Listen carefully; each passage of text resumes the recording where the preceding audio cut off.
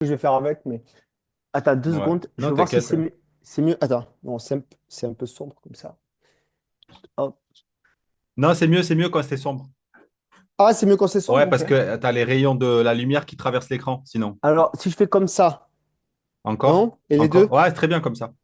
Ah, attends. Nickel. Ouais, ouais, C'est nickel. pas trop sombre, ça Non, va? non, non, ça va. Ok, attends. Alors, Nickel. dis-moi comment je dois mettre la caméra? Comment je dois C'est mettre parfait. la. Ouais, juste que ta tête, elle soit pas en bas de l'écran. Tu vois? D'accord, je Et vais là, me c'est mettre. bon. C'est bon. Allez, Tu vois? Allez, on fait 30 minutes. 30 minutes, je te laisse commencer. Alors, c'est-à-dire. Tu voulais me poser des questions, tu m'as dit sur. Ah oui, sur toi, d'accord. Ah Ouais. oui, d'accord. On fait dans ce sens-là. Ok, parfait. Alors, écoute, la question que j'avais à. D'abord, c'était, voilà, qu'on D'abord, parte. pourquoi? Ça m'a étonné. Tu vois? Ah ouais, alors écoute, ben, tu sais ce qu'on disait, ce chose des intérêts, de Ouais. monétiser les intérêts. Je, comme moi, la musique, ça m'intéresse. J'aimerais être impliqué dans cette industrie.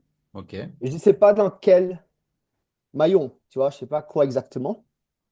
Et donc, c'est pour ça que je voulais en savoir, je voulais savoir que tu m'expliques l'état de l'industrie musicale en Ouais. 2024, comment ça fonctionne, qui Moi, fait je sais quoi. déjà où tu peux être impliqué. Mais Ah ouais, on y vas-y, arrivera. on y arrivera, d'accord. Ouais. Donc, on peut. Déjà, comprendre l'industrie aujourd'hui. Moi, je m'y étais intéressé il y a, bah, tu sais, à l'époque, il y a 15 ans, mais là, je sais que ça a complètement changé.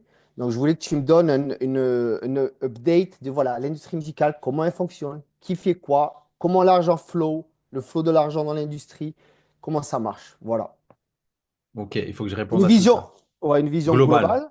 globale, et après, tu vois, si j'ai des questions plus précises, je te dirai. Mais déjà, donne-moi une vue d'ensemble, tu vois, que je vois Ok, la carte du monde de l'industrie ok. musicale. Bon, alors, T'as compris un peu? ah Ouais. oui, Ouais, complètement. On va ouais. commencer par un fun fact. Vas-y, C'est ouais. que l'industrie de la musique aujourd'hui, Mhm. il est représenté par en majorité des artistes indépendants, qui sont Ah, artistes et producteurs indépendants. Beaucoup plus d'ac- que des artistes qui étaient signés en maison de disque comme à l'époque. d'accord. Ce qui prouve que le marché a complètement changé et Mhm. qu'aujourd'hui, les artistes ont plusieurs casquettes par rapport aux artistes d'il y a 15 ou 10 ans. Mais avant, un artiste, par exemple, quand il allait en maison de disque, on lui envoyait un taxi.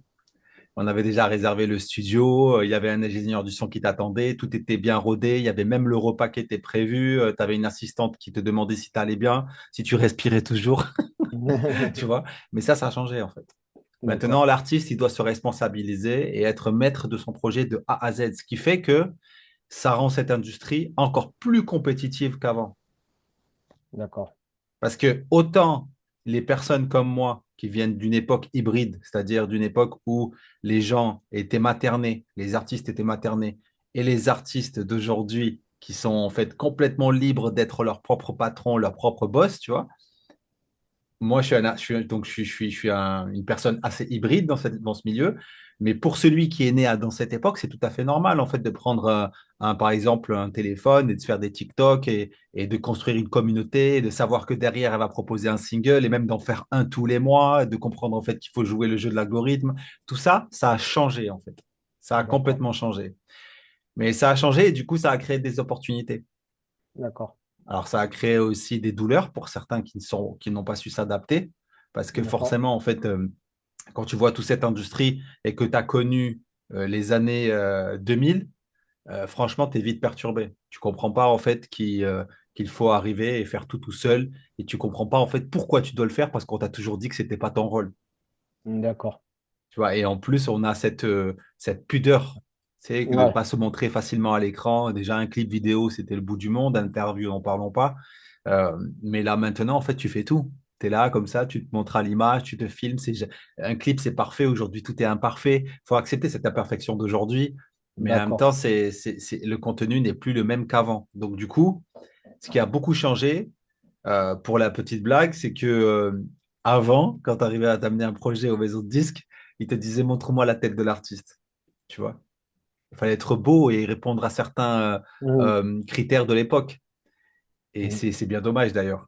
Mais maintenant, en fait, on s'en fout de ta gueule. Tu peux être moche et réussir. Parce que ce qui compte, c'est ta communauté. D'accord. Donc, la place de la communauté dans le. D'accord. Quand tu dis communauté, c'est bien sûr, c'est les réseaux sociaux, ce que tu as pu Les réseaux créer. sociaux, le nombre de personnes qui peuvent te suivre ou te streamer sur les plateformes de streaming, quelles qu'elles soient, Spotify, Apple ou Deezer.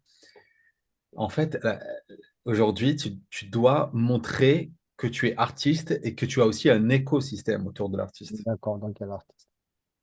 Alors, attends, juste pour être sûr que j'ai bien compris tout. Donc, aujourd'hui, on a l'artiste. Donc, c'est un artiste, mais c'est plus qu'un artiste. Ouais, Il a la possibilité technique et marketing avec Internet et la baisse des coûts de production, de produire sa musique, la bien mixer, sûr. non, et la diffuser. Mais tu vois, tu as souligné un truc que tu n'as pas posé comme question parce que tu le sais déjà que les coûts de production ont baissé. Ouais, Tu vois, tu en as voilà. parlé, je t'en ai pas parlé. Tu Ouais, le ouais, sais que les coûts de production ouais, sont plus les mêmes. voilà.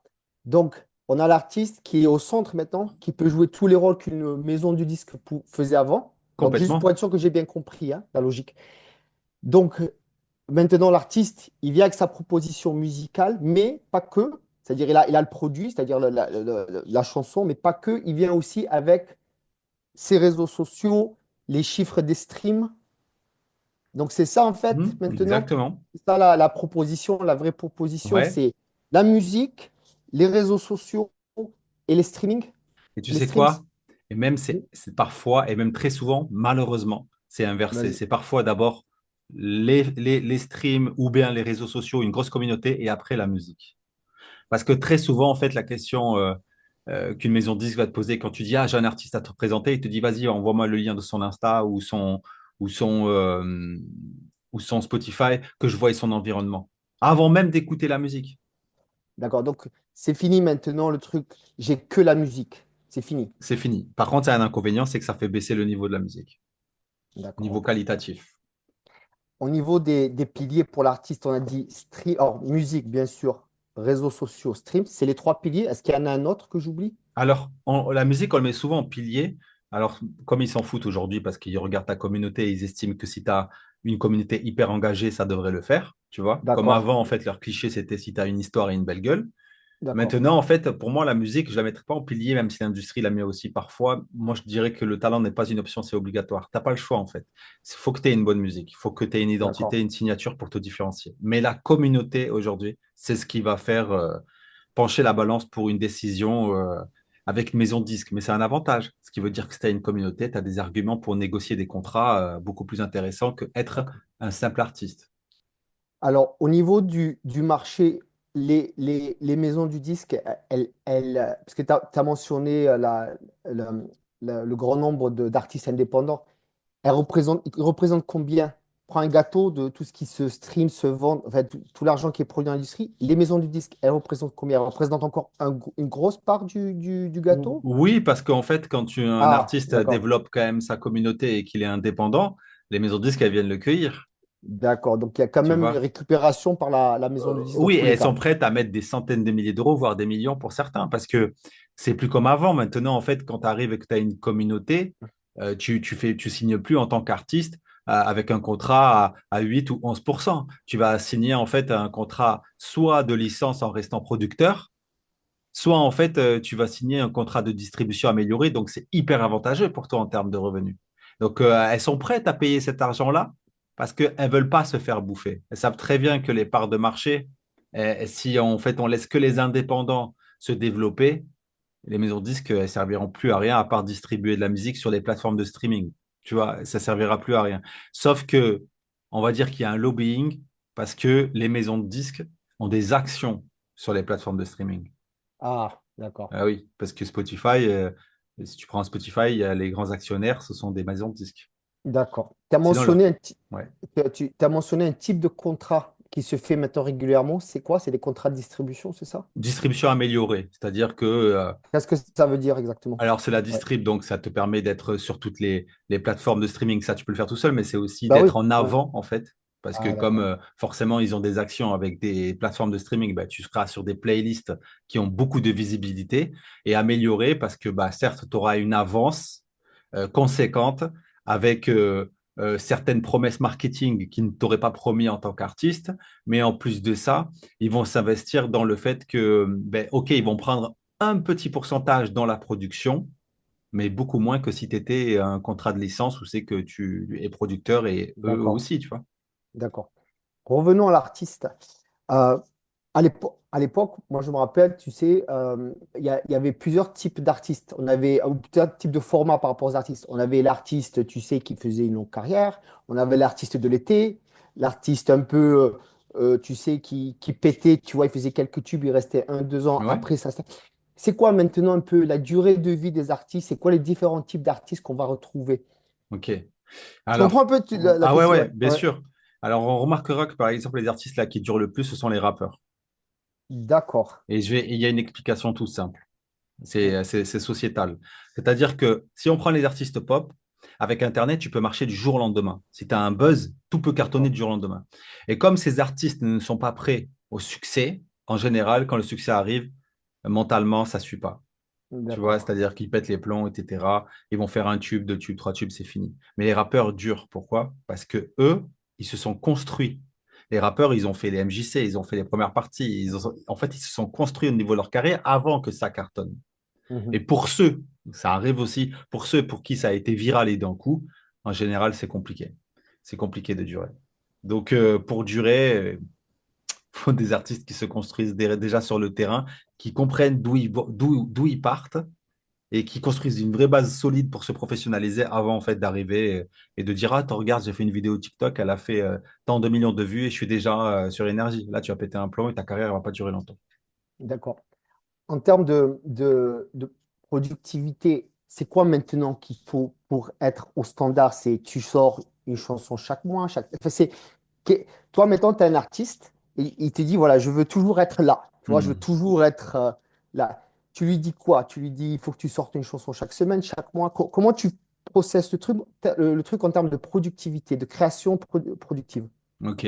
Alors déjà, ce sera chaque personne, chaque artiste sera Ouais, différent. Parce qu'il y a des d'accord. artistes qui sont capables de faire des chansons tous les jours ou toutes les semaines, d'autres qui vont D'accord. en faire une par mois, d'autres toutes les 3 mois. Donc, Ah, encore une fois, ça dépend le profil de l'artiste. Le but, c'est pas d'accord. en fait d'en faire trop régulièrement pour en faire de mauvaise qualité. D'accord. Tu vois, il y a un mais. Si on Vas-y, prend la ouais. carrière de Jul, Jul, en fait, c'est pas qualitatif au niveau des mix, c'est pas qualitatif au niveau des enregistrements, les instrus, c'est pas qualitatif quand on prend le début de sa carrière. Mais ce qui a fait justement qu'il s'est imposé, c'est par sa régularité. Il a Mhm. été tellement régulier qu'il a joué le jeu de l'algorithme que les algorithmes ont très vite compris à qui s'adresser pour pouvoir présenter sa musique aux bons auditeurs. Mhm. Enfin, aux auditeurs que l'algorithme pense fiable pour l'artiste, tu vois. Et D'accord. en étant régulier, ben forcément, tu sais, c'est un peu comme croiser cette fille tous les jours à la boulangerie et qui Mhm. te plaît, etc. Tu vas forcément y penser de plus en plus. Donc, D'accord. tu y penses de plus en plus, tu y penses de plus en plus, puis après de toi-même, tu vas forcément consommer cette musique. Et on le sait très bien, il y a plus de 100 000 sorties journalières. C'est énorme, mondial, hein. 100 000 titres, c'est Ouais, ça? 100 000 titres qui 100 sortent 000 tous titres les par jours, jour? tu vois. Impressionnant. Et, Impressionnant. Waouh. et, et, et forcément, si tu joues pas le jeu de l'algorithme pour être visible très rapidement, ou en tout cas sur la durée, tu vas vite être noyé par ce flux d'informations. Et le public t'oublie vite, contrairement à ce qu'on croit. D'accord. Ça, je m'en doutais un peu. Ouais. Je me doutais bien Et que même, on n'a plus cette consommation des artistes comme à l'époque où c'est que tu voilà. prenais un album, tu le saignais pendant 2 ans. Là, c'est fini en fait. Ou 6 mois, je veux dire, 2 ans, ça peut être exagéré, mais il y a des artistes comme Aya, moi j'ai saigné son album L'école du micro d'argent pendant Hein, très longtemps. hein, Aujourd'hui, un artiste, tu vas écouter son single, tu t'en fous de l'album. Il y a même ce phénomène TikTok où les mecs deviennent hyper viraux du jour au lendemain et quand ils vont voir le concert, ils se rendent compte que le public connaît que les 20 secondes qui passent dans TikTok. Ça veut dire que le public n'a même pas fait la recherche de ce que faisait l'artiste sur son répertoire. Et, Donc, c'est vas-y, ouf. vas-y. Et c'est fou C'est parce que où? j'ai vu des artistes se plaindre, dire putain, j'ai cartonné sur TikTok, mais je suis allé faire un showcase. Et putain, le public hyper plat, pas du tout emballé. Il a juste attendu que je chante la chanson qui a cartonné sur TikTok. Et même dans les couplets, c'est même pas prononcé, c'est prononcé que dans le refrain qui m'a servi à être viral. C'est pour te dire la consommation, à quel point elle a changé. D'accord. C'est Quelle est la ouf. durée de vie d'une chanson maintenant, tu dirais? À peine quelques mois. Quelques mois. Ok. Ouais, à peine quelques mois, exactement. D'accord. En termes de promotion, c'est quoi le standard maintenant? Comment ça fonctionne? Je parle pas des artistes signés, je parle d'artistes indépendants qui commencent, tu vois, il fait sa musique, il est régulier, on va dire. Qu'est-ce qui fonctionne maintenant en termes de promotion? La Tu as stratégie. mentionné TikTok? Tu as mentionné TikTok. Vas-y, Bien ouais. sûr, la stratégie de contenu. C'est créer D'accord. du contenu très régulièrement, savoir en fait comment attirer son audience pour que justement elle consomme ton contenu, éviter de faire des trucs du genre, ce qui marchait avant, c'est quand les gens teasaient leur sortie. Attention, samedi, soyez prêts, 18h, ça marche plus, ça. Les gens, ils n'ont pas le temps, ils t'ont déjà oublié, tu vois. C'est surtout qu'en plus, une story, ça a une durée de 24 heures, donc ça marche plus du tout. Et même quand tu le fais en poste, les gens s'en foutent complètement. Il faut montrer en fait ta vie. Les gens en fait sur Internet ne s'intéressent plus uniquement à l'artiste, ils s'intéressent à ta personnalité. Et le problème, c'est que beaucoup d'artistes ne veulent pas montrer cette part d'eux parce qu'ils ont l'impression de se travestir ou ils ont l'impression en fait tu sais, parce que je peux comprendre cette pudeur, mais de montrer ta propre vie personnelle qui doit rester personnelle et qui doit pas être forcément publique. Et il y a des gens qui te disent, mais moi je fais de la musique. Mais sauf qu'ils ont oublié que déjà à l'époque, ça existait déjà. Les maisons de disques te disaient, OK, t'es artiste, mais c'est quoi ton histoire? Le storytelling, ça a toujours fait partie du marketing. Mais le fait de le faire de soi-même, c'est encore plus dur. Parce que ça veut dire montrer une part de sa vulnérabilité. Et c'est pas Hmm. évident, en fait. Tu sais, quand tu cherches la perfection, à parler bien en vidéo, à te montrer, à parler ton histoire, à répondre à des questions et que tu vois que t'es pas à l'aise, t'aimes pas ton image, t'aimes pas ta voix, t'aimes pas. Tu vas chercher des choses qui vont te dire, bon, non, en fait, c'est pas pour moi. Moi, je veux juste qu'on écoute ma musique. Mais en fait, pour créer de l'attachement, les gens ont besoin de connaître ta personnalité. Hmm. Donc, en fait, il faut montrer ta personnalité sur les réseaux. Regarde, par exemple, Josh 685, je crois que c'était comme ça son nom. C'est un mec de 16-17 ans à l'époque qui vit sur les îles, je crois, en Polynésie, je crois. Et en fait, le mec, il était sur TikTok, il a fait une musique. Et cette musique est devenue virale parce qu'il a filmé des amis à lui, de la famille qui dansent en faisant des gestes comme ça. Et ça a cartonné, c'est devenu viral. Alors que le mec, c'est un petit beatmaker qui faisait ça sur Fruity Loops tellement viral que, comment il s'appelle, que Jason Derulo a repris Mhm. le titre, a recomposé le même titre pour faire une chanson qui a été un succès, qui s'appelle Savage Love. Mais il n'aurait jamais pu avoir cette opportunité s'il ne s'était pas montré. Ouais. En fait, aujourd'hui, la première chose qu'il faut faire, c'est se montrer. Il existe aussi des stratégies pour les introvertis, mais ça, on peut en parler longuement, Hmm. ce n'est pas le Ouais. sujet. Mais en clair, c'est se montrer. Montrer Se certes montrer, sa ouais. musique, montrer les coulisses de sa musique, parce qu'il faut montrer comment j'ai fait, etc. Montrer tes répétitions, montrer ce que tu penses en fait de la vie à travers ce que tu vis dans la musique. Parler en fait de ton histoire. Il faut connecter l'audience avec D'accord. toi avant de la connecter au refrain que tu aimerais qu'il chante à ton prochain concert. Donc, le morceau lui-même, ça suffit pas, en fait. C'est Mais ce non, que je ça suffit comprends. pas. Tu délivres le morceau, mais il faut autour de ça, il faut créer Tout un une- environnement. tout un environnement. Là, c'est super intéressant. En termes de revenus, quels sont les revenus aujourd'hui des artistes? Pour un artiste indépendant, quelles vont être les sources de revenus? Alors, pour celui qui se montre régulièrement et qui arrive à devenir viral, parce qu'attention, se montrer Ah, régulièrement, ça on va veut pas dire dire, bien devenir sûr. viral. Déjà, en fait, il y a des revenus sur TikTok qui sont intéressants. Tu vois, D'accord, TikTok. TikTok, YouTube. YouTube, pareil, c'est à peu près 4 000 $ ou 4 000 € le million de vues. Donc, Donc là, on parle d'un artiste qui ferait, par exemple, des shorts. oui. Alors, on parle de quoi? On parle par exemple, YouTube, un artiste qui ferait des shorts qui deviennent viraux, ou on parle de la chanson qui est sur YouTube. Non, en fait, peu importe, même s'il parle, s'il montre juste les coulisses ou s'il fait un tuto, peu importe, en fait. D'accord? Ah, peu importe, Ouais, d'accord. peu C'est le fait de importe, se en fait. montrer sur cette plateforme, quel que soit le format ou le contenu en question. Pour qu'il soit sincère, il faut juste qu'il montre ses zones de génie. On en a plusieurs, mais souvent on Ah, pense qu'on sait faire qu'une seule chose. Mais on a d'accord. plein de zones de génie, il faut les montrer. Et quand tu les montres et que tu t'appliques à les montrer, tu peux devenir très vite viral et, euh, et justement toucher les premiers revenus comme ça. Après, le but, c'est d'avoir, grâce à ça, construit une communauté. Et cette communauté-là, malheureusement, aujourd'hui, les gens la laissent que sur les réseaux sociaux. Ça veut dire qu'en fait, elle va appartenir à Meta. Si tu es sur Instagram ou Facebook, elle va appartenir à YouTube.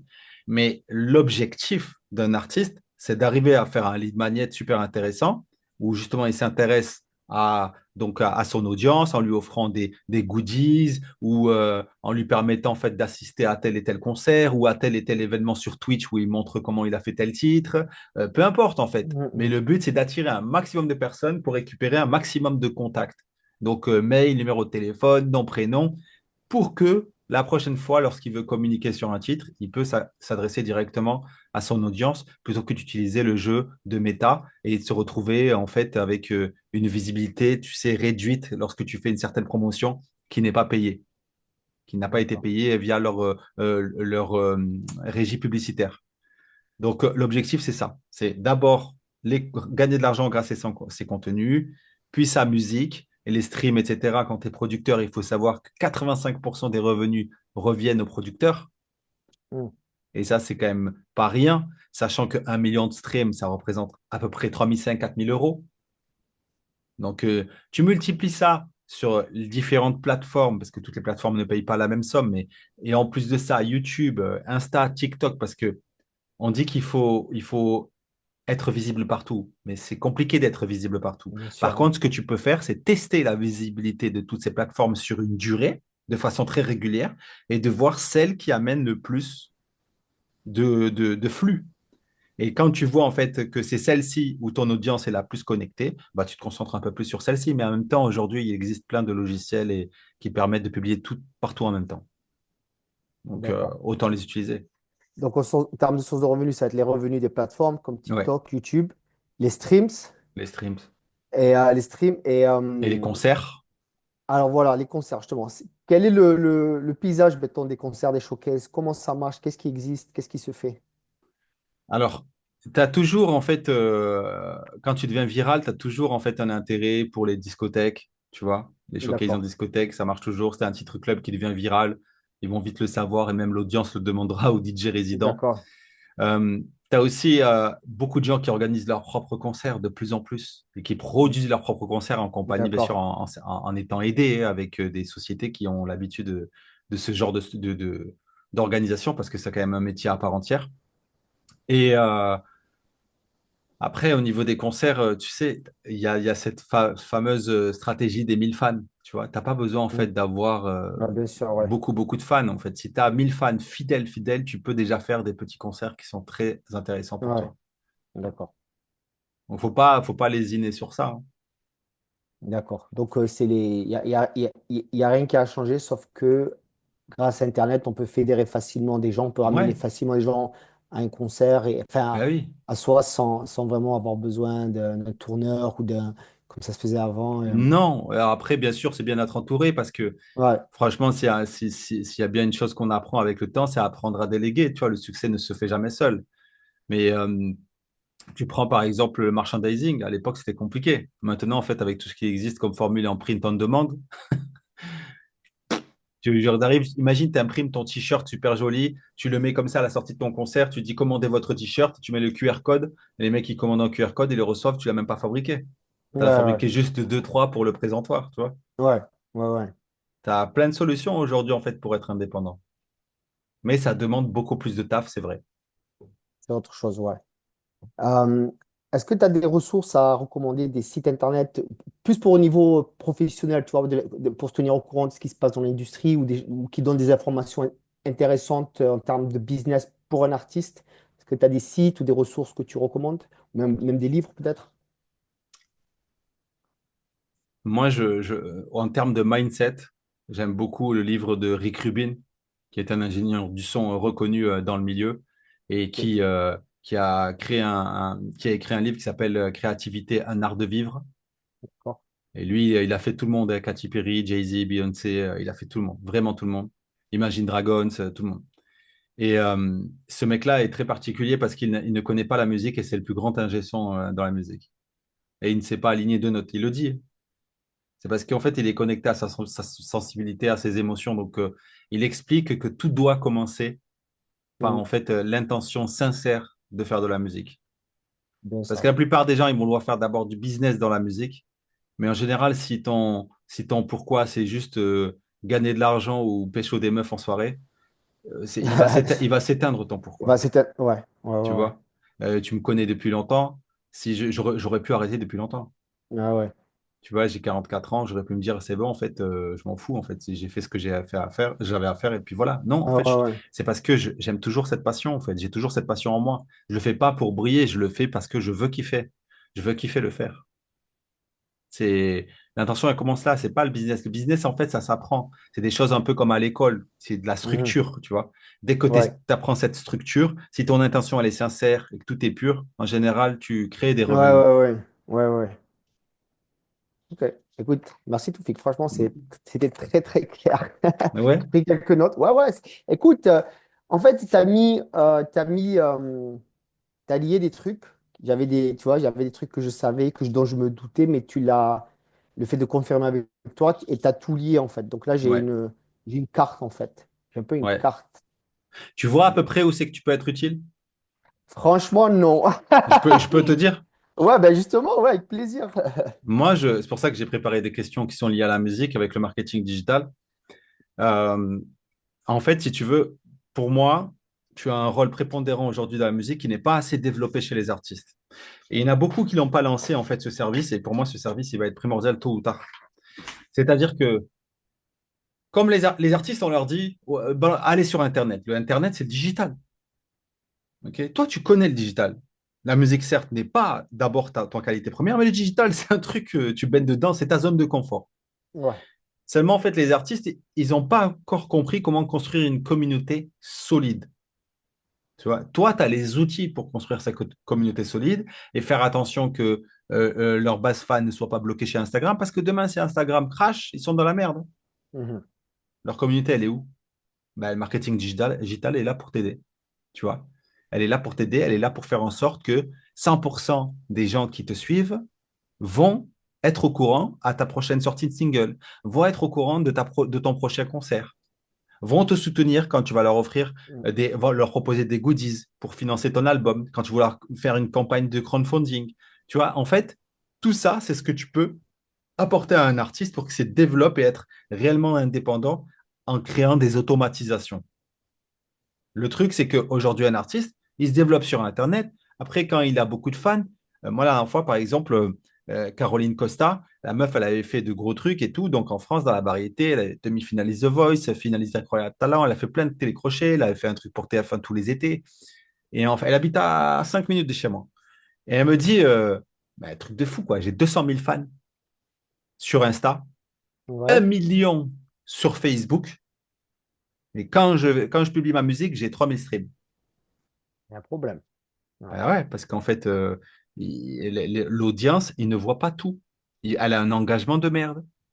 Parce que le réseau social Meta retient, tu vois, cette diffusion parce qu'elle veut que tu passes par sa régie publicitaire.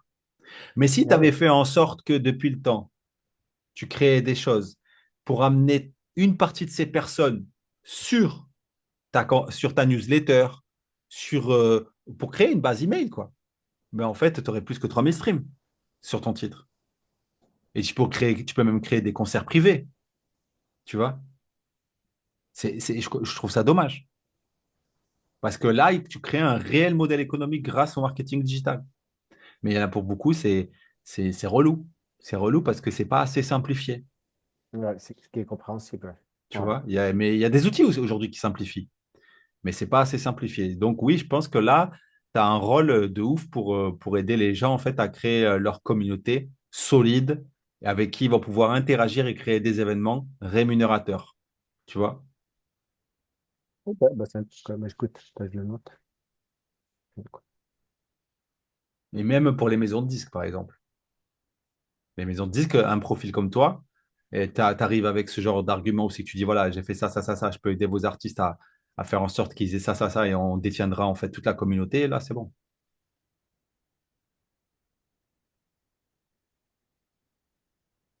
Parce que c'est ce qu'ils cherchent aujourd'hui, les maisons de disques. C'est avoir un artiste, mais surtout avoir la communauté de l'artiste. Tu vois. C'est le plus important, c'est le cœur en fait. C'est le cœur, ouais. Ok, bah écoute, c'est bon, Bon, on peut retourner, ouais, retourner la table. ouais, grave. Euh, Après, je t'ai dit, Toufik, moi, le marketing digital, je le connais tu vois, je le connais à l'industrie, je suis dedans depuis 2009, mais l'industrie musicale, tu vois, la preuve, je t'ai demandé, je connais ouais, pas tout. Mais donc, je vais essayer d'aider de mon mieux par rapport à mon expertise en marketing digital et ok. l'adapter. Alors, c'est quoi ton audience exactement? C'est des artistes indépendants, c'est Ouais, ça? c'est des artistes et Ah ouais. musiciens indépendants. Ils sont pas forcément. ils ont pas forcément voilà, ils connaissent pas forcément, savent pas forcément faire de la publicité sur Facebook, savent pas forcément faire toutes Non, ces choses-là. D'accord. non. Et ils savent pas non Ils plus. savent pas faire un tunnel de vente, ils savent pas. Non. Putain, ok. Il y en a qui savent, hein, mais pas tous. La Pas tous. majorité, non. C'est pas des marketeurs, quoi. Pas du tout. Pour eux, le marketing, c'est presque une escroquerie. Ah, Mais d'accord. Ok. c'est aussi pas que dans la Donc, musique, hein, c'est partout. Hein. ouais, ouais, donc déjà, il faut, ouais. Déjà, ça, on pourrait y toucher dans l'état d'esprit, comment il faut voir Ouais. le marketing. Donc, Éduquer, tu vois. l'éduquer, ouais. Et qu'est-ce que tu penses les aiderait le plus, en fait?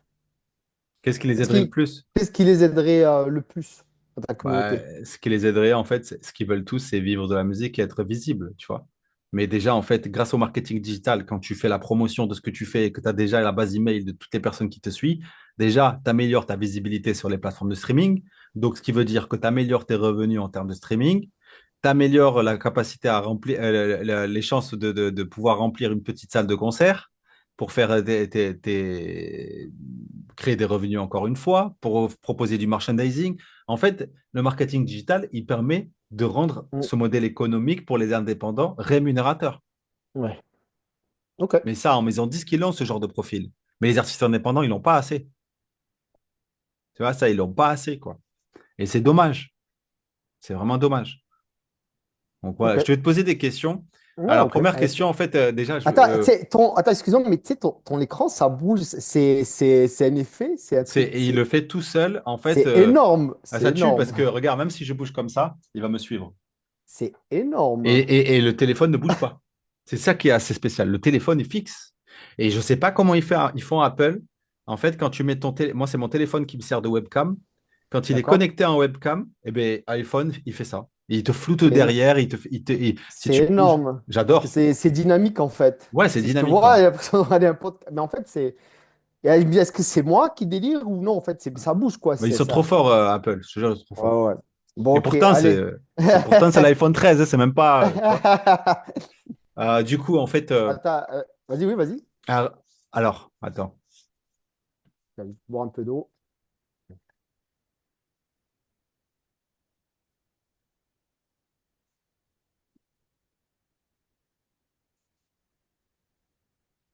Allez, vas-y. Alors, du coup, moi, ce que j'aimerais, c'est que rapidement, mais très vite, en quelques lignes, tu te présentes. Bah écoute, moi c'est Ryan Amada, je suis dans le marketing digital et le e-commerce depuis 2009. C'est-à-dire que j'étais au début en fait, au tout début de tout ça, du e-commerce. Je l'ai découvert quand je vivais en Angleterre. J'ai découvert qu'en fait tu pouvais vendre des produits et des services sur Internet. Et cette idée, ce concept, voilà, ça m'a transformé. Je me suis dit, c'est incroyable qu'on puisse faire du business depuis son ordinateur. Donc, quand j'ai découvert ça, eh ben, je me suis lancé à fond dedans. D'abord dans l'affiliation, donc j'ai fait la promotion de produits digitaux, beaucoup de produits digitaux, puis après beaucoup de produits physiques aussi. Et après, j'ai commencé à créer aussi des produits, vendre mes propres produits, des choses comme ça. Et voilà, donc depuis maintenant presque 15 ans, je suis dans le monde du e-commerce et du marketing digital. Ok, super. Alors, moi, si je t'ai demandé tout ça, c'est parce que je vois un réel intérêt dans ton métier de pouvoir servir la communauté des musique-preneurs en général. Parce qu'aujourd'hui, tout est devenu digital. Donc, Ouais, que ce soit à partir des réseaux sociaux ou autres qui circulent sur Internet, ça devient du digital. Du moment où on est Internet, c'est digitalisé. bien sûr. Et je trouve que ton service, il existe dans les maisons de disques, mais il n'existe pas assez au service des musiciens et artistes indépendants. C'est pour ça, en fait, que ton expertise, elle est intéressante, parce que certes, tu as fait de l'affiliation, mais autour de l'affiliation, tu connais tout l'écosystème qu'il y a autour. Et ça peut être très intéressant d'apporter une vision pour les artistes et les musique-preneurs. Donc là, la première partie, on va l'aborder avec comment vivre de sa musique grâce au marketing digital. Donc je vais commencer par des questions simples. Après, Ouais, si tu as la réponse, ta réponse, tu n'as pas la réponse, on s'en fout. Tu vois, on zappe. d'accord, ça marche. Ça Donc la marche. première question, c'est quels sont les premiers pas qu'un artiste indépendant doit faire pour monétiser sa musique en ligne? Bon. Euh, déjà, je dirais déjà, il faut accepter l'idée qu'il va falloir vendre quelque chose.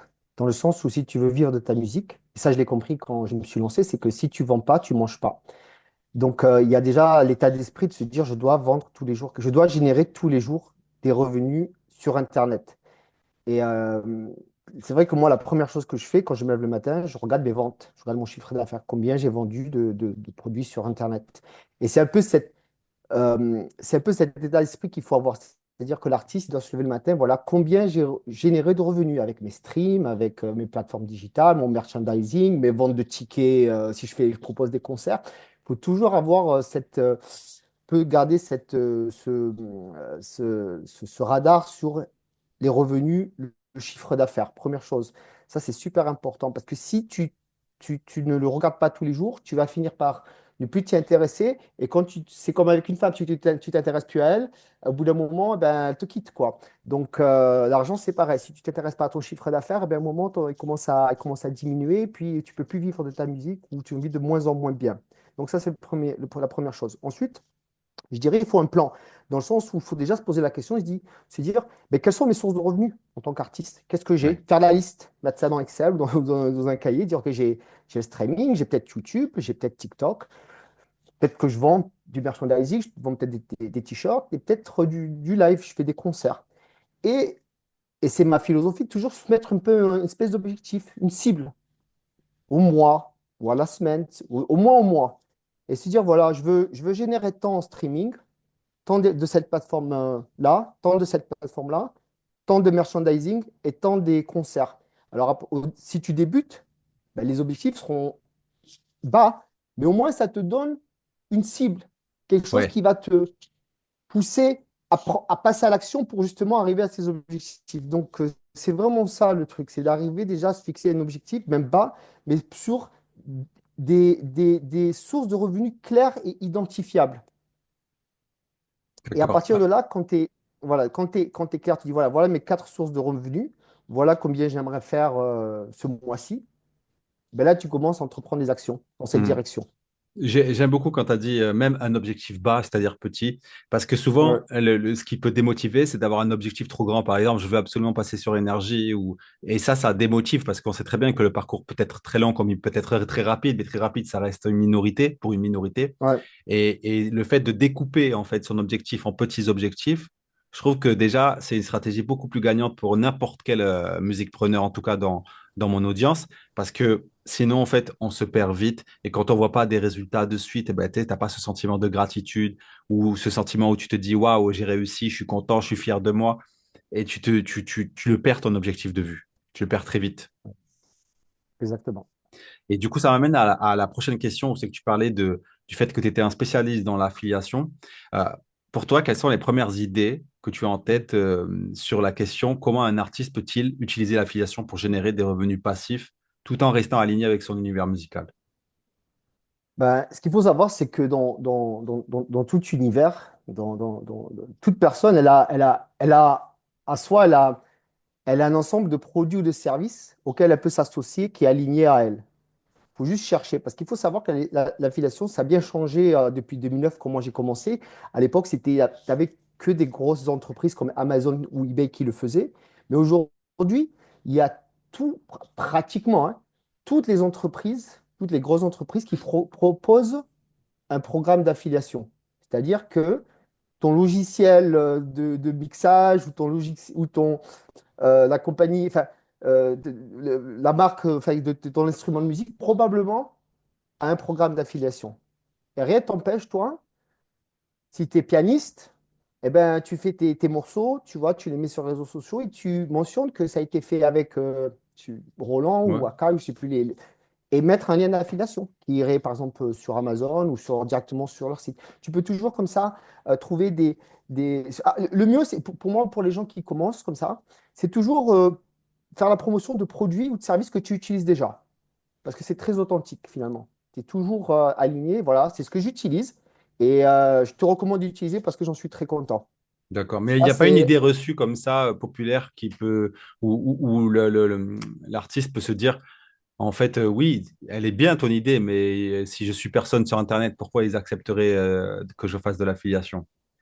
ben justement, ça c'est c'est un mythe ça. C'est un mythe. Il y a plusieurs mythes dans l'affiliation, si tu veux on peut en parler justement, les mythes de l'affiliation qui empêchent les gens justement d'en tirer profit.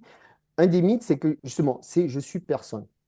C'est pas vrai. C'est pas vrai. Parce que les gens, parfois, ils vont avoir tendance à se retrouver dans quelqu'un qui, justement, n'est pas personne, mais plutôt comme eux, finalement. Ouais. Ça.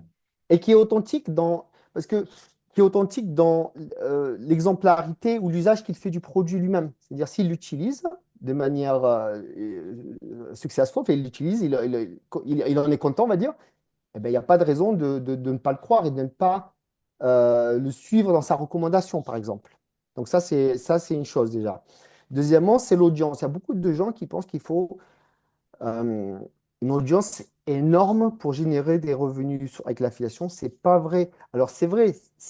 Alors c'est vrai, c'est pas vrai dans le sens où il y a des gens qui ont une grosse audience, mais qui ne génèrent pas qui ne génèrent pas beaucoup de ventes par rapport à l'audience qu'ils ont. Et tu as des gens qui ont une audience beaucoup plus petite et en termes de revenus par personne, génèrent beaucoup plus. Ça, c'est très vrai. Donc, l'histoire de l'audience, il ne faut pas se laisser comme ça impressionner par, voilà, il y a les influenceurs, il y a de la place pour tout le monde à différents niveaux, pour différents types de produits. Et en fait, il faut s'y intéresser. Et c'est quand tu t'y intéresses que tu te rends compte que tu peux trouver ta place dedans. Oui. Et en plus, c'est très intéressant parce que derrière, ça peut financer leurs propres rêves. Celui de faire un Exact. album, développer un clip, il y a tout ça en fait qui va avec. On sait très bien que ça, même si les budgets ont baissé, ça reste un budget conséquent. Exactement. Donc Exactement. c'est pas à nier. Euh, il y a une autre question qui me vient, c'est comment, parce que toi tu es quand même dans le marketing digital depuis 2009, c'est pas une petite carrière. Comment un artiste peut-il créer une stratégie de contenu efficace sur Instagram ou TikTok ou n'importe quel réseau social pour transformer des abonnés en clients ou en fans payants? Alors, l'histoire de la stratégie de contenu, c'est, alors, donc j'imagine qu'on parle d'un artiste qui est seul, qui n'a pas Qui est d'équipe. seul. Voilà, donc Ouais. on va repartir sur ça. Donc, si vous êtes seul, pour moi, c'est toujours la règle de un, c'est-à-dire une plateforme, un message, un produit ou un service. Et vraiment maîtriser cette plateforme à fond, rester dessus. Alors, au début, on n'est peut-être pas sûr de quelle plateforme on veut. Donc, c'est là où on peut faire plusieurs à la fois. Mais je peux vous assurer, si je peux t'assurer que si tu es sur plusieurs plateformes, il y en aura une qui va devenir un peu plus, tu vas le sentir mieux, ça va Hmm. être plus facile de faire du contenu, tu vas avoir un peu plus de retours rapidement. Dès que ça devient clair, tu laisses tomber les autres, ou tu t'en occupes pas trop, on va dire, et tu mets le paquet, tu t'éduques sur cette plateforme. Tu essaies de tout savoir sur cette plateforme. Si c'est TikTok, tu vas regarder des vidéos sur YouTube qui parlent de TikTok, parce qu'il y a des tonnes, hein, Bien et tu sûr. essaies de vraiment connaître, maîtriser cette plateforme. Et ce qui est bien quand tu fais ça, c'est que tu apprends, tu implémentes. Tu apprends, tu implémentes. Tu apprends quelque chose, tu l'implémentes le jour même. Si tu fais ça tous les jours, tu vas devenir très, très, très productif. Tu vas aller de plus en plus vite et tu vas vraiment développer une expertise sur cette plateforme et tu vas pouvoir en tirer le maximum. C'est ce que je ferais. Moi, en D'accord. 2009, j'ai commencé, c'était beaucoup, en fait, c'était la création c'est 2009, hein, c'était beaucoup le marketing par article. Donc, je produisais beaucoup d'articles, j'écrivais beaucoup d'articles que je diffusais sur des sites de contenu d'articles et qui amenaient à mon site. Et puis, ça a évolué, mais c'était une stratégie qui a marché pour moi. Et donc, quand j'ai vu qu'elle marchait, je l'ai fait à fond. Je n'ai pas arrêté jusqu'à avoir des résultats tangibles. Et donc, c'est vraiment ça qu'il faut faire, se concentrer sur une source de trafic, la maîtriser, l'exploiter au maximum, avoir de bons résultats et après, peut-être en rajouter une deuxième. Mais seulement lorsqu'on est satisfait des résultats que l'on a avec cette plateforme. Et D'accord. franchement, il y a de quoi faire, hein. Même avec une plateforme comme TikTok, il y a tellement de monde dessus que pas besoin d'aller sur 10 plateformes, quoi. Complètement. Et quels sont les conseils que tu donnerais à un artiste pour construire une newsletter puissante qui connecte les fans tout en générant des revenus? Parce que pour moi, c'est l'étape suivante. Maintenant, tu as la stratégie de contenu. Il faut les amener quand Voilà. même dans une Voilà. newsletter pour pouvoir leur écrire en direct et pas être, comment on appelle ça? Pas être, c'est quoi le mot quand dépendant, pas être dépendant, Exactement. voilà, de la visibilité que peut t'offrir un Meta ou n'importe quelle autre plateforme. Voilà. Ben, écoute, ça, c'est quelque chose que j'ai fait dès le début, c'est-à-dire dès 2009, quand j'ai commencé à générer du trafic, c'est j'ai mis des gens sur une newsletter. C'est un truc Ok. que j'ai fait. C'est drôle parce qu'aujourd'hui, on en parle beaucoup, mais c'est pas une technique qui est nouvelle, hein. Ça existe Bien depuis sûr. très, très, très, très, très, très longtemps. Mais il y a encore cette idée reçue euh, que que les réseaux sociaux, enfin, tu génères plus de ventes avec les réseaux sociaux, mais c'est pas vrai. En fait, il y a beaucoup d'études qui montrent que l'email, en fait, c'est là où tu as le plus gros retour sur investissement. Ouais, c'est vrai. Mais c'est exponentiel hein, par rapport aux réseaux sociaux. Donc, il y a beaucoup de gens, en fait, ils comprennent, ils voient pas encore, ils voient pas l'intérêt économique d'avoir une newsletter email, alors que Ouais. mais c'est une mine d'or. C'est une mine d'or pour l'artiste qui. Et c'est moins compliqué à gérer qu'un réseau social, personnellement, je trouve, hein. C'est Oui, c'est beaucoup plus sûr. simple. Bah, c'est Parce sûr. que c'est beaucoup plus simple. Et mais pour répondre à ta question, l'idée, c'est quoi? C'est que à mesure que tu as du monde, que tu attires des gens à toi, il faut toujours leur proposer. C'est un travail qui n'arrête jamais, en fait. C'est-à-dire toujours leur dire, inscrivez-vous à ma newsletter. Alors, il y a plusieurs façons de le faire. On peut le faire, il y a l'angle, c'est des angles, en fait. Tu as l'angle des updates, Ouais. de l'actualité, tout ça. Bon, ça, c'est bien, mais je trouve que c'est pas le plus efficace, à part avec les gens qui veulent vraiment te suivre, qui sont vraiment des fans. Le mieux, c'est d'offrir quelque chose qui est intéressant, que ta communauté va trouver.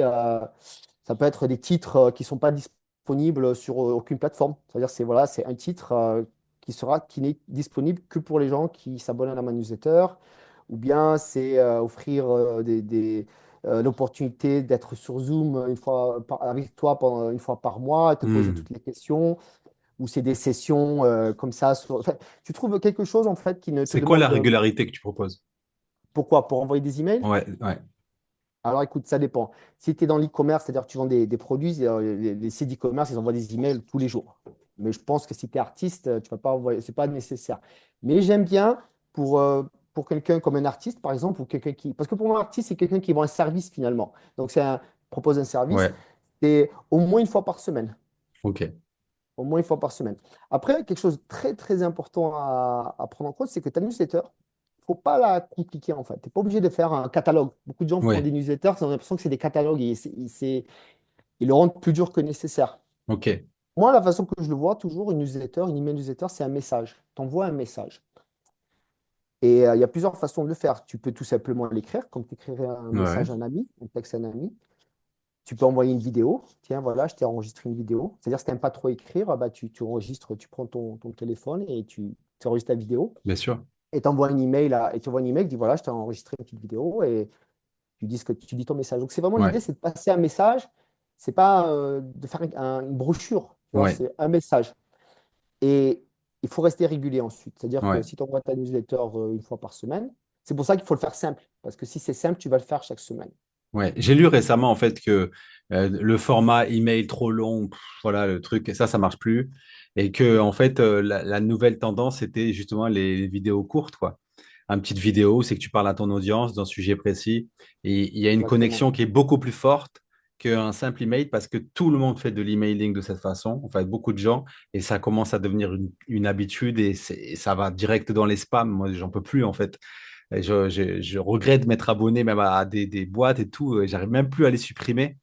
Et, euh, et c'est vrai que la fois où j'ai reçu une vidéo, j'ai regardé. Parce que je dis, ah, Voilà. ça change. Tu vois? Encore plus si cette vidéo, elle est hébergée sur YouTube. Du coup, ça me pousse à m'abonner à sa chaîne. Tu vois, Voilà, il y a tu peux quand la même jouer comme ça. il y a une action derrière. Je trouve ça intéressant. Voilà. Euh, Donc, et une chose que je veux préciser aussi, c'est que l'email, aussi, ce qu'il faut savoir, c'est que c'est un média qui permet de vendre aussi. C'est-à-dire qu'il ne faut pas avoir peur dans son email, pas de vendre ou de demander les gens de passer à l'action. Donc, tu peux utiliser tes emails pour dire, voilà, j'ai ce concert à telle date, achète ton billet, tu vois, tu peux y aller franco, hein, tu peux y aller franco. L'email vraiment sert à vendre aussi, donc il ne faut pas s'en priver. hmm. Euh, Attends, Ok. J'en ai une que j'aimerais bien te poser, mais attends, je sais, parce que j'en ai plein et on va pas toutes les poser.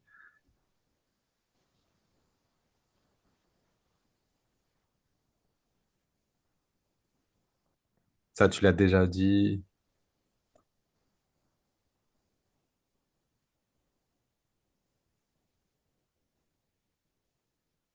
Ok. Quels sont les outils d'automatisation que tu peux recommander à un artiste qui veut gérer son marketing digital sans perdre du temps à créer tous les jours? Bah, maintenant, avec l'intelligence artificielle, tu as, beaucoup de sites où tu peux enfin, prendre, comme on l'a fait, on prend cette interview et puis il va te.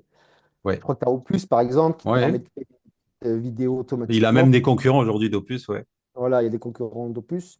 Euh, euh, Écoute, les outils comme ça, il y en a au taquet. J'en ai pas vraiment, tu vois, En tête, ouais. en tête à te proposer. Mais sur le point sur lequel je veux revenir, c'est vraiment cette idée d'avoir un peu un business plan, tu vois, d'avoir un Ok. plan. Parce qu'en fait, pourquoi on fait tout ça? Pourquoi on fait du contenu? Pourquoi on met en place toutes ces choses-là? C'est parce qu'il y a une finalité. La Hmm. finalité, on fait de la musique, euh, parce que c'est une passion, parce voilà, on a quelque chose dans le cœur, mais il faut aussi générer des revenus. Et donc, il faut toujours partir de ça. Combien je veux générer? Quel est mon objectif? Et à partir de ça, les outils, les techniques, les méthodes vont naturellement s'aligner avec cet objectif. Tu ne vas pas investir, je sais pas, 50 euros par mois sur un logiciel quand ton objectif, au début, tu commences à te faire 20 euros par mois, par semaine en streaming. Tu comprends? Oui, oui, bien Faut que ça sûr. soit cohérent. Donc, c'est pour ça que les outils, c'est important, mais il faut toujours d'abord partir de où tu en es, quel objectif tu as, quel objectif financier tu as. Et à partir de là, ça te permet de te dire, voilà combien je peux investir, parce que peut-être même zéro au début, va falloir utiliser des outils gratuits. Parce que c'est Oui, facile de se perdre, il y a tellement d'outils sur Internet maintenant mais je pense que comme beaucoup de personnes en fait oublient ce point, qu'il faut d'abord commencer par un objectif financier et vraiment être concentré dessus, ils ne trouvent pas les bons outils. oui. Voilà. Attends, j'en ai une autre pour toi. Euh,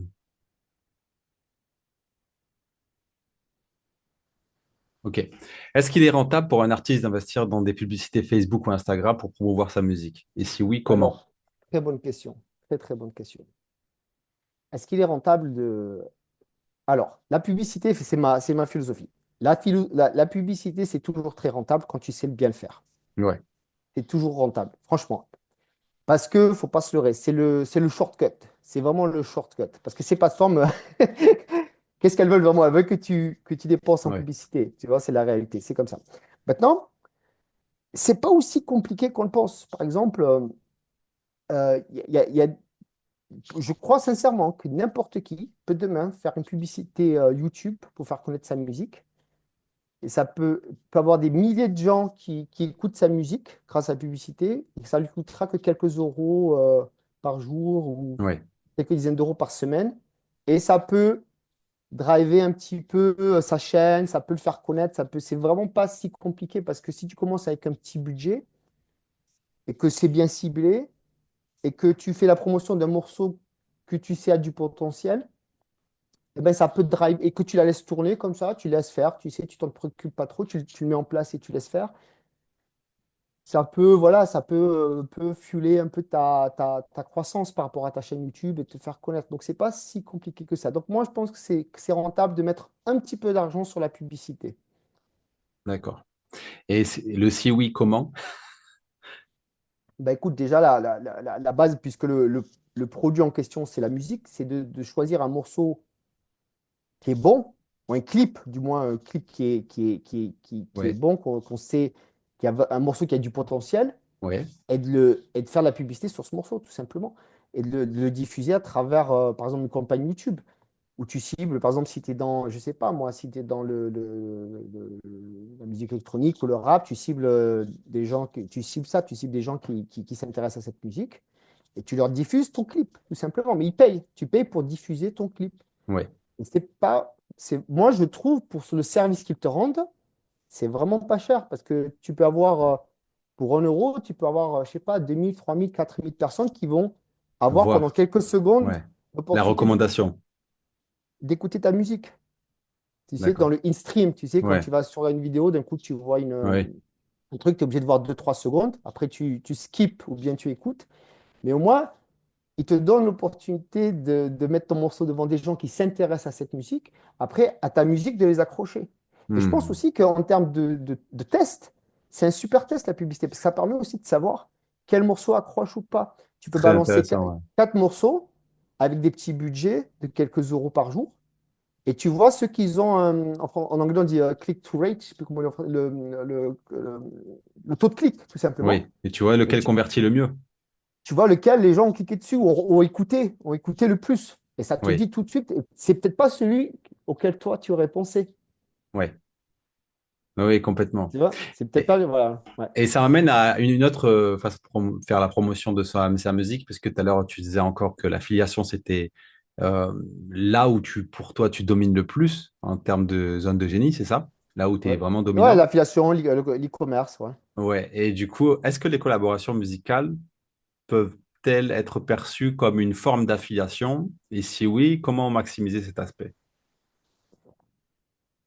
Alors, ça ne l'est que si un des deux artistes, tu parles d'une collaboration entre deux Ouais, artistes, hein. exactement. C'est le cas si un des deux artistes a une audience ou un effet de levier en termes de communauté qui est beaucoup plus élevé que l'autre.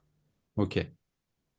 Dans le sens où si moi je viens te voir, toi tu as une grosse audience, je te propose une collab, le côté affiliation, ça serait que toi tu toucherais un pourcentage beaucoup plus élevé en fait. Parce que tu mets mon produit en avant à ton audience. Ouais. Et Et comme ça, j'aurais une plus grosse audience, donc du coup, voilà. tu mérites une plus grosse commission si on Ouais. veut. Ouais, oui, bien sûr. C'est la façon dont je le verrais plus. Donc Donc c'est ça, une il faut forme que d'affiliation finalement. ça pourrait être vu comme une forme d'affiliation. D'accord. À voir comment le structurer. Mais dans tous les cas, il faut qu'il y ait un décalage entre ce que l'un peut apporter à l'autre, en fait. Très bien. Et Parce que, justement, en ouais. parlant de stratégie avancée pour les artistes, ma question c'est quelles seraient les meilleures stratégies pour transformer un single en campagne marketing à long terme? Alors, qu'est-ce que tu entends par campagne marketing à long terme? C'est-à-dire, on a un single, on va mettre une stratégie en place avec une vraie campagne marketing pour qu'à long terme, il y ait des résultats autant au niveau des streams que de l'audience gagnée sur les réseaux sociaux ou sur n'importe quelle plateforme.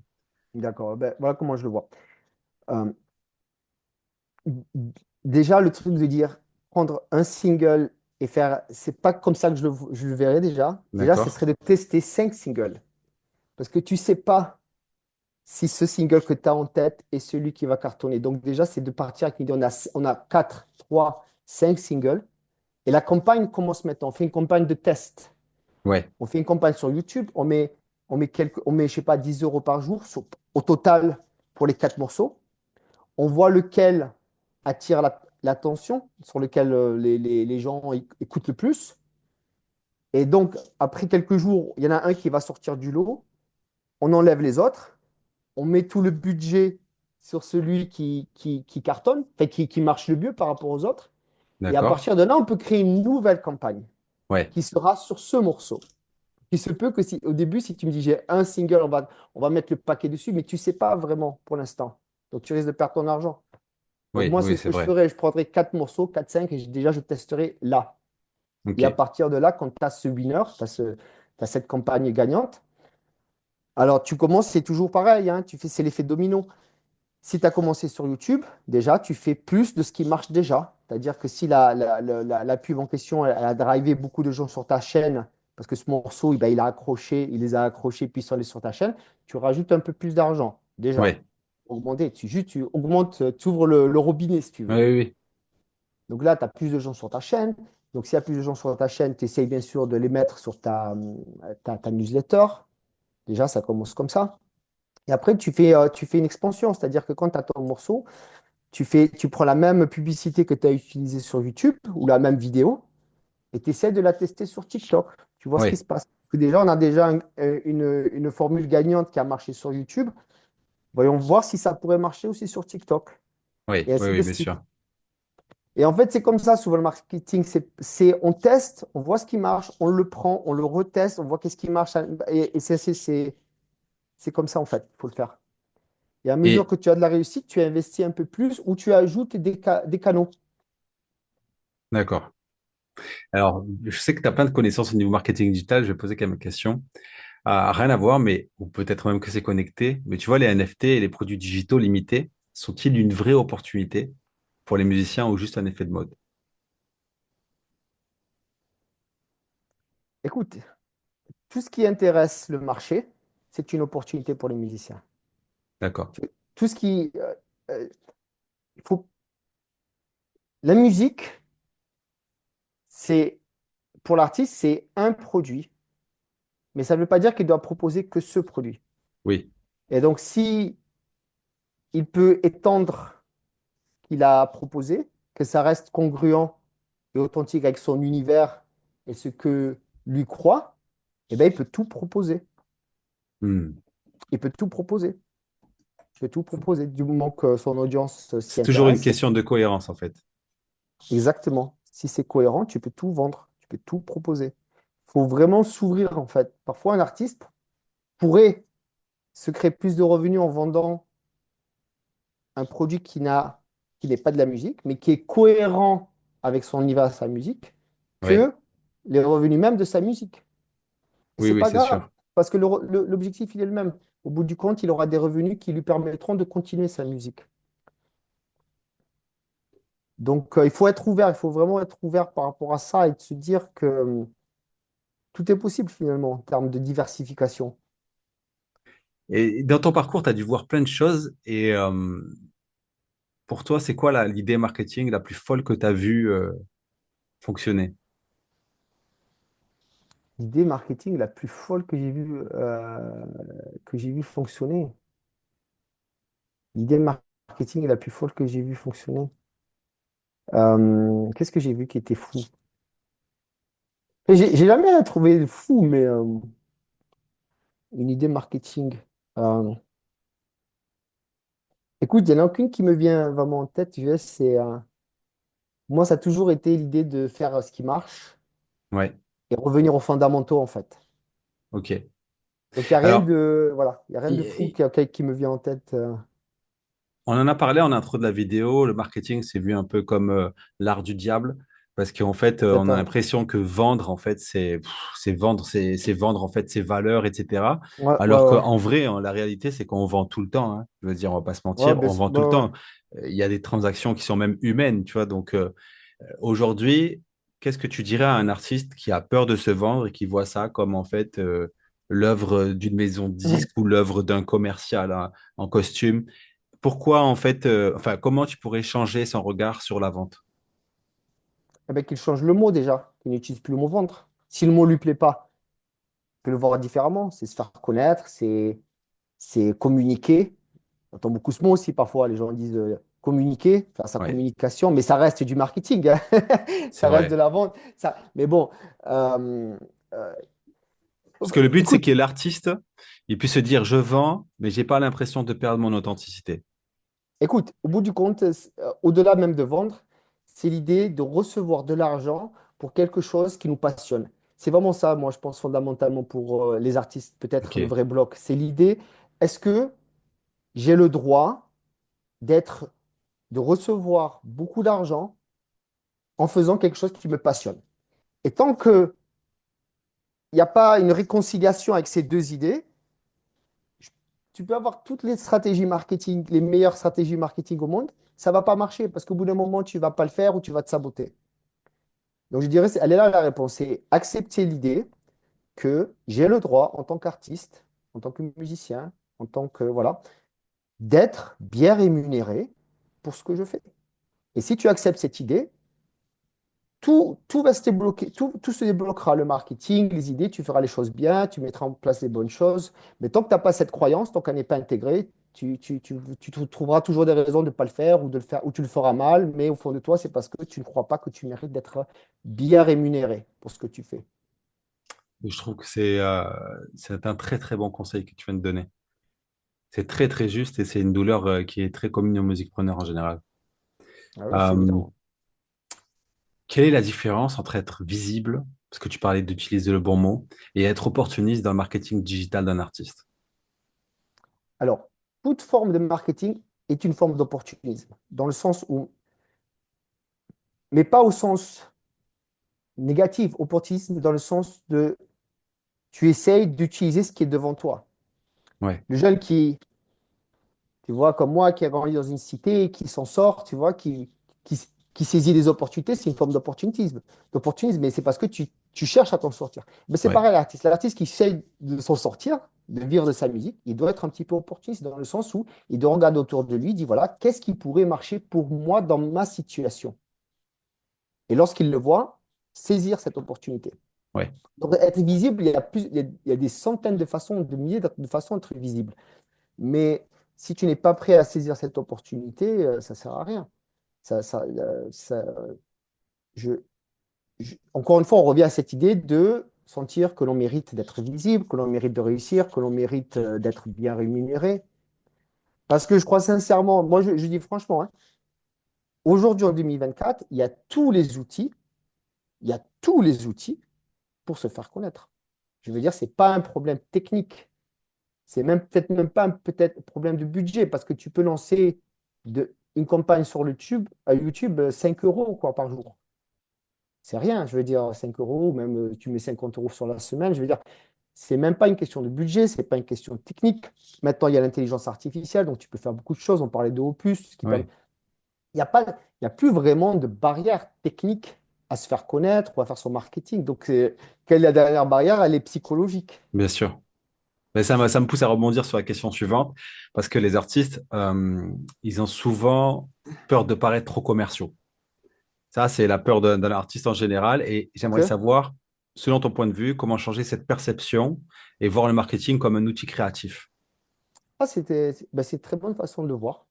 Bah, tout simplement de se dire, bah, se poser la question, comment je peux rendre mon marketing plus créatif? Comment je peux utiliser ce qui marche, mais lui donner une petite touche personnelle? C'est ça. Euh, et ça, il faut juste se poser la question, se poser, se la poser, et la réponse viendra. Parce que c'est vrai, il y a des choses qui marchent, mais on peut toujours mettre un côté personnel à ce qui marche. Et ça, Hmm. c'est le côté artistique. Et c'est dans la Pas for- pratique, en fait, qu'on se découvre souvent. Voilà, mais C'est au pas début, forcément du premier coup, quoi.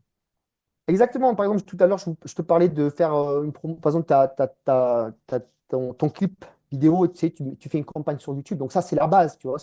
Bien sûr. Il y a beaucoup d'artistes qui font. Mais rien n'empêche un artiste de dire, tu sais quoi, je vais faire ça un peu différemment. Je vais peut-être faire une intro où je vais parler, je vais attirer leur attention. Je sais pas, tu sais, tu mets ta propre Ouais. touche à cette idée qui marche, qui marche. Et aussi, tu sais, aussi prendre du plaisir, s'amuser un peu avec son marketing. Parce que des fois, il ne faut pas le prendre. Faut pas le prendre autant au sérieux, tu vois. Il faut vraiment s'amuser, se dire, bon, voilà, Ben oui, je me fais connaître et je mets toutes les choses de mon côté et je vais m'amuser en le faisant. Je vais pas le prendre. c'est Enfin, vrai. tue personne, quoi. Lancer une pub sur YouTube pour faire connaître ma musique, je veux dire, c'est pas un crime, au contraire. Je veux dire, il y a beaucoup de Ouais. choses que moi, il y a beaucoup de choses que j'ai découvertes, j'ai pu les découvrir que parce que j'ai vu une pub. C'est ça la réalité. Ouais, c'est vrai. C'est très, très vrai. C'est la réalité. Je te pose un petit défi. Si tu devais pitcher un artiste indépendant en 30 secondes pour une campagne digitale, que dirais-tu? Ben, je lui dirais, écoute, est-ce que tu as un morceau qui marche bien, qui marche déjà bien? Et si c'est oui, eh ben, multiplions par 10 le nombre de personnes qui pourraient aimer ce morceau. Et on va utiliser le levier d'Internet, tout simplement, pour une Tout campagne. simplement. Et on partirait de quelque chose qui marche déjà. Mais je veux dire, même si ça marche déjà, je pense que le nombre de personnes que l'on pourrait toucher, c'est illimité. C'est Oui, encore, bien sûr. enfin, on a encore de la marge, quoi. Donc, prenons quelque chose qui marche déjà et faisons une campagne fun pour multiplier par 10, par 20, par 100 le nombre de personnes qui pourraient potentiellement aussi aimer ce morceau et en même temps développer ta fanbase, développer ta liste d'emails, développer tes opportunités de carrière parce que si plus de gens te voient et plus de gens te connaissent, ben, on va venir vers toi aussi pour te proposer Hmm. des opportunités d'affaires que tu n'aurais pas forcément eues. Et voilà, donc tu n'as que des avantages à être plus visible, à te marketer, à te faire connaître, t'as que des avantages. Très intéressant. Très Voilà. intéressant. Euh, je trouve ça déjà très bien, en fait, tout cet échange. Tu vois, il y en a plein des questions, mais je trouve ça vachement bien déjà, en fait, qu'on puisse répondre à tout ça. Et tu vois, on a connecté finalement ton art et le mien. Il y a des ponts qui sont Ouais. naturels bien Ils sont sûr. déjà utilisés, franchement, quand tu vois Warner, Universal, Sony et tout, ils utilisent des personnes comme toi, justement, pour créer des bases fans et communiquer et proposer des offres. Et ensuite, quand ils voient, par exemple, que la base fan de Que Black, elle aime bien l'afro-urbain, eh ben, elle va le proposer à un autre artiste afro-urbain. Tu vois, c'est, en fait, mais ça, c'est la problématique des maisons de disques, c'est qu'ils proposent les communautés des uns et des autres, et à un moment, elles s'épuisent. Sauf que, en fait, avec Internet, quand tu es propriétaire de ta propre communauté, Mhm. là, ça n'a rien à voir. Ouais, C'est beaucoup plus durable que si tu étais en maison de disque, parce que tôt ou tard, ils vont te la prendre, ta communauté. ouais. Tu Faut vois. pas avoir peur de prendre le contrôle de tous ces outils. Enfin, je veux dire, c'est pas. Ça peut impressionner, on peut avoir des idées reçues sur tout ça, mais finalement, c'est rien de sorcier en tant que tel. Non? Parce que qu'est-ce que c'est? C'est que des êtres humains. On utilise la technologie pour connecter avec d'autres êtres humains. C'est tout. Une pub, c'est ça. En fait, c'est ça. Tu utilises la technologie, tu mets un peu d'argent pour te donner l'opportunité de te connecter à un autre être humain. Bien C'est ça qu'il sûr. faut le voir, en fait. Donc, moi, j'ai toujours de la gratitude pour les gens qui font de la publicité parce qu'ils mettent de l'argent sur la table pour se faire connaître, pour me donner l'opportunité de peut-être aimer ce qu'ils font ou aimer leurs produits ou leurs services. Donc, je peux que respecter ça. Mais tu sais, ce que les gens ont oublié aussi, c'est que tu te souviens cette époque du rap où c'est que les gens faisaient leur mixtape et après la nuit, ils faisaient du marketing sauvage à coller des stickers sur tous les C'est poteaux, pareil. Pa- sur les feux Pareil. stop et tout, etc. C'était un budget déjà de créer ces stickers collants. Bien Donc, sûr. ce qui veut Bien dire qu'ils sûr. ont investi. C'était un budget de temps aussi qui coûte bien plus cher Bien que sûr. 50 € la semaine, tu vois. Bien sûr. Et ça convertissait pas forcément mieux Ben non. parce que tu cibles tout le monde, donc n'importe qui. Et c'est ça, en fait, c'est que les gens oublient, c'est que la publicité, on la faisait déjà avant, et Tout à aujourd'hui, fait. on Ouais. peut la faire de façon plus précise, Exactement. et on voit quand même ça comme le mal absolu. Mais c'est pas le mal absolu, en fait. Pas du tout. Tu peux Pas faire du ça tout. de ton salon, c'est quand même cool, tu es à côté du chauffage déjà pour commencer, tu vois, Ben bien sûr. un café à la main, donc c'est quand même pas rien. Et là où c'est que je suis complètement d'accord avec toi, c'est que il y a encore pour beaucoup de gens, cette idée de reçu que c'est très compliqué de faire un ads parce qu'il y a des trucs, voilà, tu vois des cases partout à remplir, des Bien sûr, questions, bien sûr. etc. Et des fois, tu te dis, bon, voilà, et après, tu arrives, ton reach, il est nul. Ben, c'est là où c'est qu'il faut apprendre et se faire accompagner, au moins les premières fois, pour pouvoir Ouais, savoir faire comment. exactement. La première, c'est la plus dure. Et Oui, après, c'est comme créer. C'est comme créer. Au début, c'est dur, mais après, à mesure que tu fais des morceaux, que tu composes, tu t'as deviens. juste, en fait. Tu t'ajustes, mais la campagne, la plateforme, elle change pas Non, toutes les heures. Elle est comme elle est. Puis au début, c'est vrai, c'est un peu intimidant. Hein, je veux pas, voilà, c'est un peu intimidant. Mais quand t'en fais une, t'en fais deux, tu commences à avoir des résultats, tu commences à comprendre la logique. euh, ça devient de plus en plus excitant. Ça, tu deviens curieux. Tu dis, ah, ben tiens, je peux faire ça. Tiens, je vais tester ça. Tiens, je vais tester ça. Et ce qu'il faut se dire aussi, c'est que, en fait, aussi, c'est ça qui est incroyable. C'est que moi, je me rappelle, hein, tu sais, quand on s'est connus il y a très longtemps maintenant, tu vois, il y avait toujours cette, euh, cette frustration des artistes. On n'a pas accès aux radios, on n'a pas ouais. accès aux médias. Tu te rappelles, moi, Ouais, je me j'entendais souviens, ouais. souvent, oh, les radios, on ne peut pas aller en radio. C'était là, c'était toujours cette plainte de ne pas Ouais, avoir accès aux médias, aux grands c'est médias. vrai. D'accord. Mais maintenant, tu as accès aux grands médias. Les grands médias, c'est YouTube, c'est Facebook, c'est TikTok. Demain, ce soir, tu peux avoir accès aux grands médias, comme tu dis. Donc, il n'y a pas raison de se plaindre. Il n'y a pas besoin, y a pas de raison de voir ça comme quelque chose de mal. On te donne accès aux grands médias maintenant. YouTube, j'ai vu, je crois que c'était il n'y a pas longtemps, je crois maintenant YouTube fait plus d'audience que les chaînes de télé, pour te dire. Et toi, tu peux aller faire de la publicité sur YouTube. Avant de pouvoir aller faire, toi, artiste indépendant ou personne seule, de la publicité sur TF1, t'as le temps, quoi. C'est pas Ouais, le même c'est budget. clair. C'est pas le même budget. Tu peux pas tester, tu peux pas cibler, voilà, tu payes la facture et c'est tout. Tu C'est balances vrai. à telle heure sur tel programme. Là, pour quelques euros par jour, tu peux cibler les gens qui aiment ton style musical de telle heure à telle heure, de tel jour à tel jour. Si tu n'as pas de résultat, tu l'éteins. Ou si tu as des résultats, tu l'augmentes. Enfin, c'est incroyable. C'est incroyable le marketing digital, le marketing. Je veux dire, il faut vraiment se passionner pour ça. Parce que si tu es un artiste, tu as une musique et tu as envie de la faire connaître, ou tu as envie de te faire connaître, tu as envie de vivre, surtout si tu as envie de vivre de ta musique. C'est pour ça que j'insiste. Si tu as envie de vivre de ta musique, que c'est pas seulement un hobby, Eh ben, c'est merveilleux. Le monde, l'époque qu'on vit aujourd'hui pour les artistes, c'est merveilleux parce qu'ils ont les outils techniques pour pouvoir vivre de leur musique. Ouais, c'est vrai. C'est très, très vrai. Mais ça demande un plus, en fait, un travail sur l'état d'esprit, sur la partie mindset, Quel la est... discipline et tout ça, tu vois. Exactement. Et malheureusement, on le sait très bien que c'est souvent, en fait, là que le bas blesse bien plus que le talent. Ça, c'est ton monde, donc je te crois. Si tu me dis ça, C'est je te valable pour crois. tous les domaines, hein, Oui, c'est sûr et certain. Ouais. tu vois. Bon, ça, c'est cool. Bon, c'était cool cet échange. C'est très cool, ouais, c'est Tu très vois, intéressant. c'était très intéressant. Tu vois, j'ai pas encore. Un jour, je lancerai un podcast, mais je sais pas. Peut-être oui, peut-être non, tu vois. Ouais. Et parce que ça me permettrait derrière de proposer du service pour créer les podcasts des entreprises. Ah, d'accord. Tu vois, ce que je peux, ça. Je sais faire. Ah ouais, ouais. Tu vois, j'ai tout le matériel pour. J'arrive, j'ai tout. J'ai un micro là. J'en ai un deuxième Super là. service. Tu vois. Ouais, C'est deux super service. micro-podcasts. J'arrive chez les gens. Pam, pam, je branche tout. Allez. J'ai un podcast. Je vous fais l'intro, tout, tout, tout, tout. Je vous le mets en ligne. Ça tue. C'est super ça. Tu vois, et donc, ça, c'est des services que je proposerai plus tard parce que je peux pas tout faire, quoi. Bah, bien Donc, sûr. mais en tout cas, c'est cool parce que ça permet d'ouvrir l'esprit sur les différentes solutions de monétisation autour de ma zone de génie qui ne sont pas uniquement faire des titres radio, quoi. Bah ouais, mais non, mais il y a tellement à faire sur le son. Tellement, Il tu y a vois. tellement à faire et toi, t'as cette crédibilité. C'est ça qui est énorme. C'est Ben, ça que la je trouve conf en énorme. entreprise, j'adorerais, franchement. J'ai kiffé mon expérience, je dis j'adorerais le développer et surtout, je sens que je suis quelqu'un d'atypique quand j'arrive à l'entreprise, tu vois. Mais franchement, je me permets de te demander, pourquoi tu n'as pas rejoint le groupe, les speakers là que je t'avais dit, c'est pour ça, c'est pour les gens qui veulent se lancer dans la conf. Et tu Tu me te l'avais rappelles envoyé ça? sur WhatsApp Ouais? et je me suis dit que j'étais pas prêt. Ah, d'accord. Ok, Tu bon. vois, je me sens pas prêt en fait à rejoindre ce groupe. J'ai dit je vais attendre parce que en fait, si tu veux faire des confs et des speakers tout seul, j'avoue que c'est le prochain défi, mais c'est un défi pour moi difficile encore. C'est-à-dire autant être sur scène à deux dans le format de l'échange, je suis vraiment à l'aise. Autant D'accord. arriver sur scène et construire une conf tout seul, ça me fou, C'est chaud, ouais. c'est un autre exercice, hein.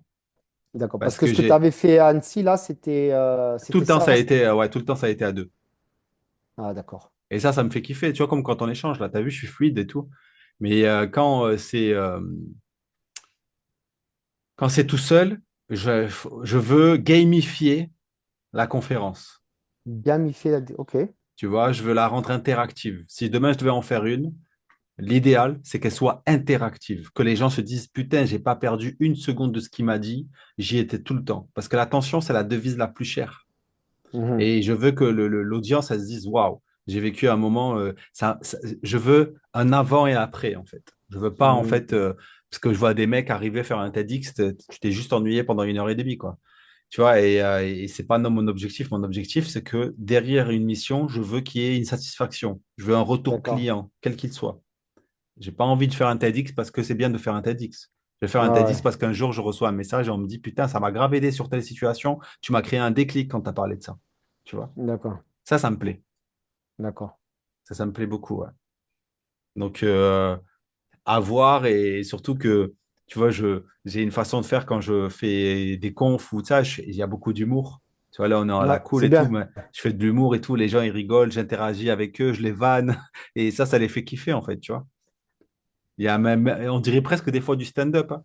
C'est un délire, hein, tu vois. Et ça me fait kiffer parce que il y a tellement de choses à dire. Tu vois, et les gens, ils écoutent mieux quand tu as un bon véhicule comme l'humour qui est un super vecteur au Ouais, niveau ouais. message. Tu Ah, vois, ça, c'est sûr, ouais. tu peux dire des choses un peu piquantes avec de l'humour. Ouais, ouais, Alors que si ça, t'es c'est trop vrai. sérieux, les gens ils vont dire, ah, il est con, il se prend pour qui, lui, tu vois? Et tu dis plus ou moins, parce que tu as fait celle-là, mais tu avais fait aussi une autre à Paris, je me souviens, tu J'en m'avais ai fait dit. 4. Et à peu près, c'est toujours la même chose, plus ou moins ce que tu dis, ça, c'est les mêmes histoires, c'est le même contenu, c'est Ouais, ça? ouais, en C'est fait, bien, hein. ouais, la première, c'était le même contenu, le deuxième, c'était le même contenu, troisième, pareil, et la dernière, c'était sur le succès, mais à chaque fois, même si c'est les mêmes contenus, le sujet, c'est l'audace, tu Ah, vois? donc c'est ton thème, l'audace, Ouais, ok. l'audace, c'est mathématique. C'est comment, en fait, les gens, ils veulent savoir comment, en fait, à travers ce milieu musical où il faut beaucoup d'audace parce que c'est un milieu très opaque, comment tu fais pour naviguer entre les requins? Tu vois, comment tu fais? Mm. Pour nager et faire ta place, gagner de l'argent sans se faire croquer. Et même, je parle beaucoup de ma vulnérabilité, le fait de m'être fait arnaquer, d'avoir été naïf et de ne pas avoir pris ma responsabilité de me former avant, tu vois. C'est important, en Ouais. fait, de le dire. Il faut pas juste dire, ah, t'as Ouais, vu, ouais. non, non, tu vois. Je parle de tout ça, le fait d'avoir été interdit bancaire, j'en parle, tu vois. Je dis, les gars, mais vous croyez quoi? Là, c'est cool, tu me vois avec une série 4, j'arrive, je me gare, tu crois que je roule sur l'or. Mais j'ai eu un interdit bancaire, j'avais plus de carte pendant 5 ans, et faut en parler, tu Ouais, vois. Et ouais, j'ai dû c'est ça, ça. m'organiser, Ça et, marque ça. et ça marque ça. Et en fait, donc, quand les gens ils disent, ouais, c'est cool, non, c'est pas que cool, en fait. C'est the roller coaster, tu vois. Et donc, ça leur parle énormément. Et puis, quand ils me parlent de leur problématique, au début, la première fois, quand j'ai fait la conf en entreprise, j'ai dit, bon, tiens, j'y vais les mains dans les poches. Je suis allé, j'ai rien préparé. Il m'a dit, c'est quoi la thématique? Lui, il m'a dit, c'est quoi le succès? Ok, j'arrive. Il a lancé des diapos, je suis parti en freestyle, mon pote. Et ils ont kiffé, parce que quand tu es en freestyle, tu es authentique. On le sent que c'est pas préparé, tu vois. Et je me rends compte que les gens, les problématiques qu'ils ont, en fait, c'est là que tu vois que le chemin parcouru, ben, en fait, on est loin, quoi. On est loin. Moi, j'ai l'impression des fois d'être pareil que tout le monde, mais au niveau mindset, je suis loin. Beaucoup de gens, quand j'ai vu là les mecs en entreprise, les employés, quand ils me parlaient de leurs problématiques, j'avais l'impression d'avoir une classe de CP. Tu vois le truc?